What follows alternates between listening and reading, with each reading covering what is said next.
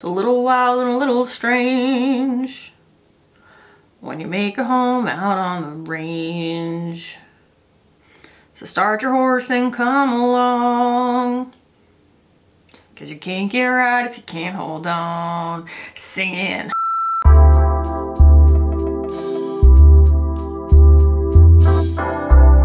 Hello, my fresh, lovely summertime peaches. How are you?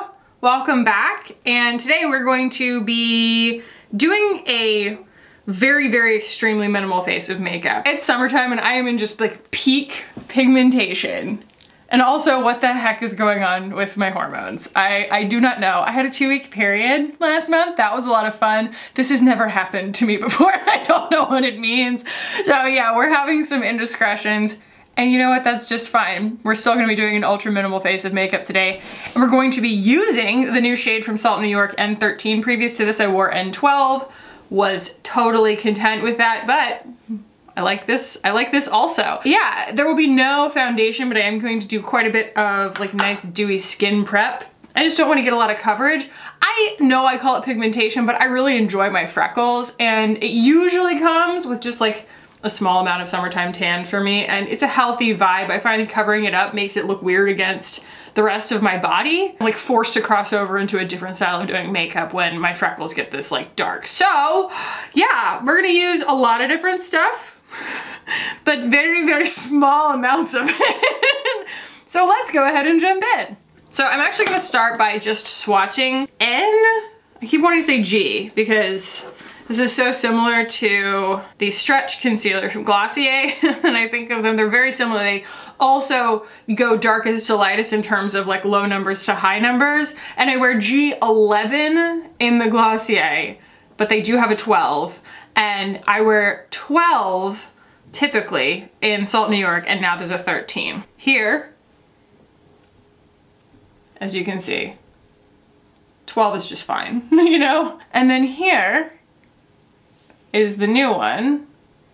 Can you see? It's like kind of meshing with my undertones a little bit better. It's a little bit neutral for me. Maybe this as like concealer, and then the darker one, 12, as like, you know, my actual complexion color. But like, really, if you just mix them together, they're probably perfect. Anyway, just gonna rub that away. I'm going to start by putting my hair back. I actually brought a hair tie today. So anyway, I'm gonna start with the Greenery Forcefield. I was watching my friend Rachel's channel recently, Rachel Ellen Rose. If you need long form videos where someone's voice is way calmer than mine, like way more soothing, and her videos are like a lot less frenetic, but she has a very similar energy to me in the sense that like she likes a lot of the same things. She films when she's in the same moods, and she has a very similar style of doing makeup. She's so lovely, and she knows a ton about the fashion industry and like actual garment creation and stuff. She reached for this the other day, and I watched her put it on, and I was like, why don't I use that more? It is so glorious looking on the skin. So I am a dry skin girl even in the summertime, and this is one of, I mean, I think phytosurgeons, before Jason started putting out makeup, he was mainly a skincare company, and this is one of their like marquee items. So verdant, it is quite green. It has a lot, oh my goodness. It's got like a wheatgrass smell to it, like a sweet wheatgrass smell. I already have sunscreen on, but I'm putting this on top of it. Woo! And it has like a really nice combo of like serum and maybe gel? Serum oil kind of. And my skin just drinks it in. Wow. Yeah, it's got green tea in it. That's the smell. And so that's gonna wake my skin up. It's got some caffeine in it. It smells so good. I don't even drink tea because it just doesn't agree with me, but the smell of it is lovely. There's actually a tea scented Voluspa candle that I got a sample of, and it's so nice. So nice. All right, and I am going to next go in with the Ort Glow Lust and Selenite, and that's going to go kind of just in this teeny tiny amount. Like I said, I'm using tiny amounts of everything here on my cheeks, and that's gonna just give a nice base here. that's gonna catch the light in a really nice way. Maybe a little on my forehead too. Almost be a little bit bronzy because it's a little bit golden for me. And I just like the texture that it gives my cheeks, you know? I want them to just look really, really healthy. Ooh, and speaking of healthy, my lips are dry, dry, dry. This is the Glossier Balm.com. This is my favorite scent yet. Before that, I've always loved coconut. Coconut is like the best. It doesn't smell like regular coconut. It smells like this like warm toasted coconut. That was the first one I ever tried and it just really rooted in my heart. I love birthdaybalm.com because it smells like cake batter, but I also really liked mint, but oh man, there is something about this smell. Ooh, it's so good. But this is probably the only one that I feel like it's so scented that you kind of taste it a little bit. I don't really mind it, but I try kind of not to put it directly on the inside of my lip for that reason.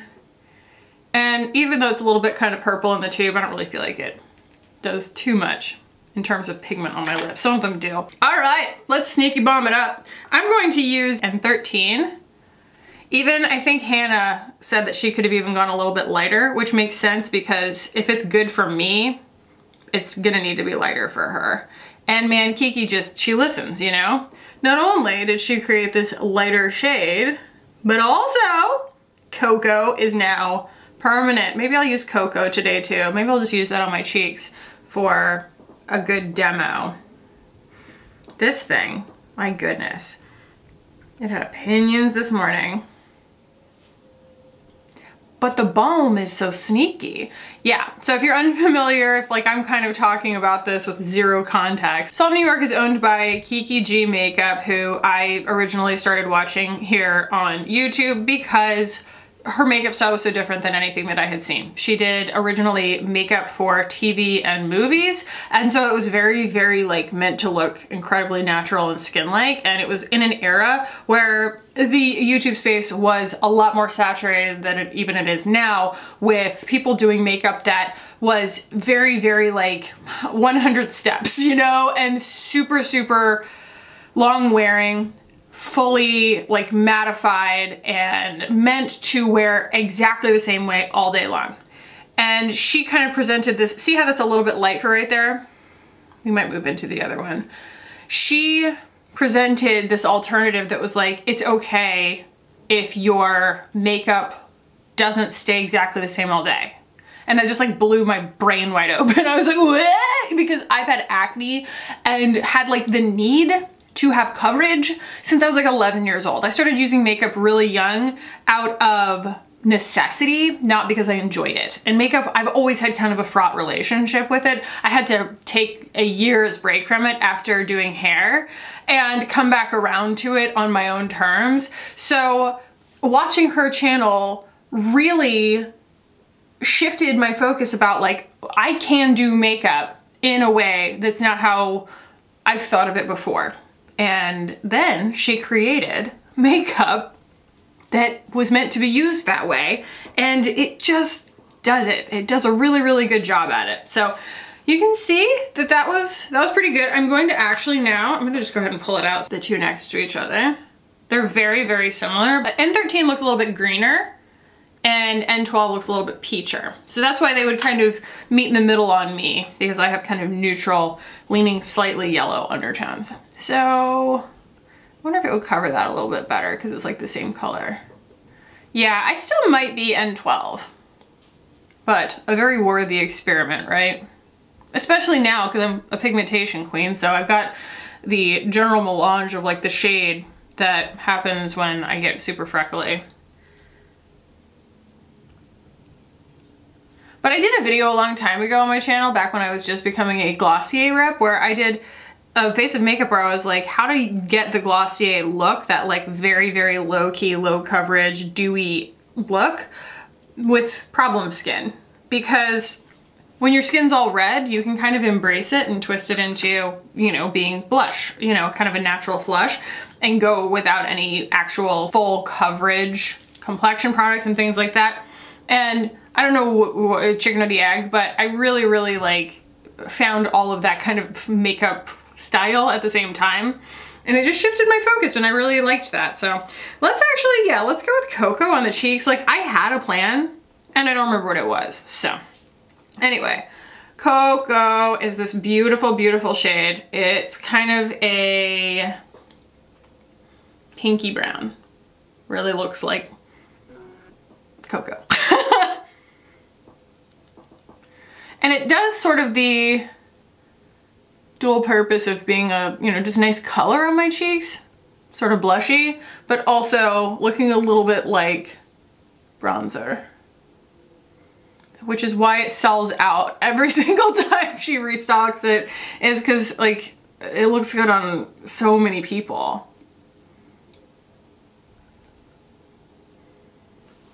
Ta-da.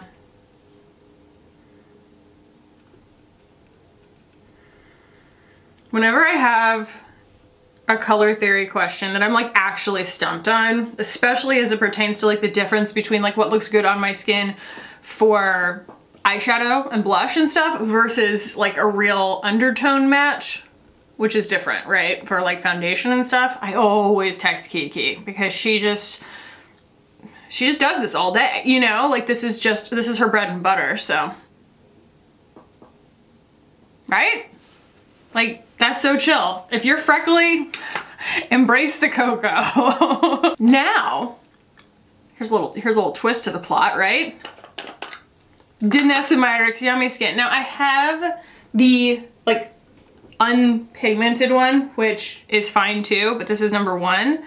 And this acts as like a little bit of a powder and keeps my under eyes from getting super shiny because it's a balm powder.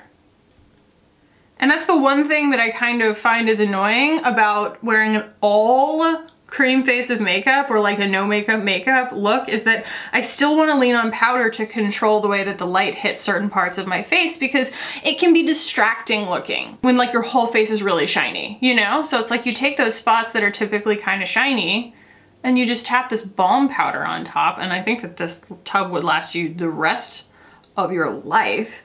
And it adds a touch of coverage and it mattifies just slightly. Because like I always say, it's not necessarily about coverage when I'm working with powder or even mattification and long wearingness. It's more about controlling the way that the light plays on your skin. And then one of the things that is going to be like the most makeup on my face today is my eyebrows.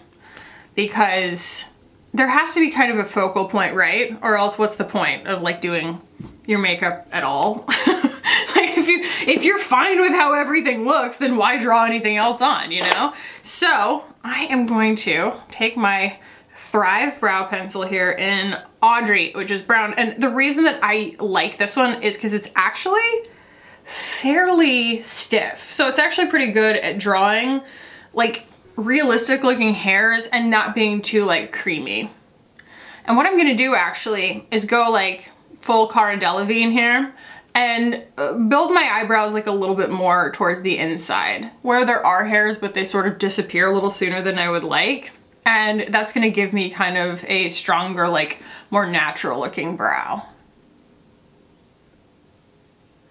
By the way, if you're not watching Only Murders in the Building, you probably wouldn't understand why all of a sudden I'm obsessed with Cara Delevingne, but if you are, then you do understand. And then I mentioned something about her, I guess, to Ingrid, and Ingrid sent me her more recent Architectural Digest house tour. I can safely say Cara Delevingne's house is my sexuality. So do you see how I'm kind of pretending that my brows grow as thick as they do over here, kind of more towards the center? I'm not like building a unibrow, not that there's anything wrong with that, but I'm kind of just like pulling it a little bit down into where the contour of my eye socket starts. Ooh, right? It increases that arch a little bit.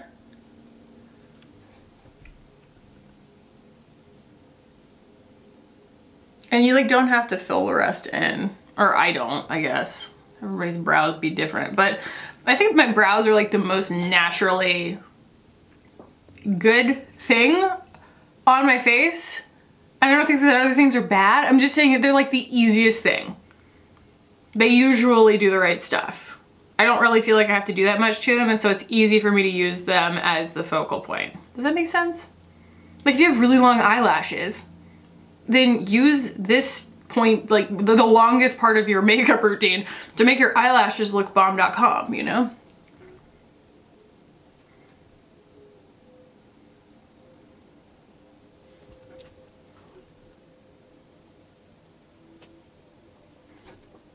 Something that I found makes a huge difference is actually like routinely cleaning off my spoolie that's attached back here, because otherwise it can really like redeposit old stuff on your eyebrows and mattify them instead of having them look defined.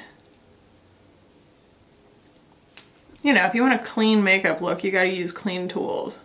Sometimes those tools are tools and sometimes those tools are your fingers, but clean nonetheless. The only thing I'm going to do on my eyes is actually this Fenty Beauty, what do they call this thing? Fly Pencil Longwear Pencil Eyeliner in the shade Puppy Eyes. It is, I think, a better shade. It's so pretty. It's so pretty. It's a better shade for me than the bronze pencil from Victoria Beckham. Okay, do not adjust your televisions. They're very similar. But Puppy Eyes is golder and Victoria Beckham Bronze is greener. So take that under advisement as to which one would probably flatter you best, because just because this one looks better on me, oh my goodness. I guess I didn't let bronze dry down, but I let Puppy Eyes dry down and it like won't wipe off. That's wild.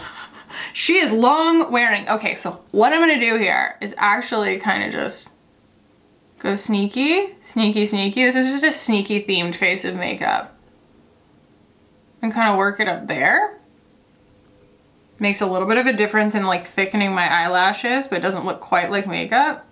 And I'm a slob, and I'm just kind of getting it everywhere. But the other thing is I'm always conscious of my eyes being really close together. I know, a broken record about it. But I then just take it and like wiggle it right in the corner where my eyelids meet one another, I guess. And that's it. You kind of can take your finger and smudge it if you want it to look a little worn in, especially if you're using a formula that you are a little worried about it smudging, because if you leave it really solid and untouched, it is a lot more likely to do something that you don't want it to do. It's kind of like when people in Florida, when I lived in Florida, it's very, very, very, very 100% humidity all the time. And people would ask me when they were going to outdoor events, they're like, how do I keep my hair from frizzing in an updo or whatever? And I'm like, style it like it's already frizzy. Like do something really organic, you know, do like a braid and kind of like, you know, frizz it out a little bit and then pin it up like that and then hairspray it so it looks really organic. And then as the humidity curls the little hairs around your face and stuff like that, looks like you meant to, instead of like you're falling apart, which is what you mostly look like in Tallahassee, Florida. It's like the sweatiest town in America. So anyway, that's kind of where I'm at with the eyes. I don't want to put mascara on. It kills it. It makes it look way, way, way too done.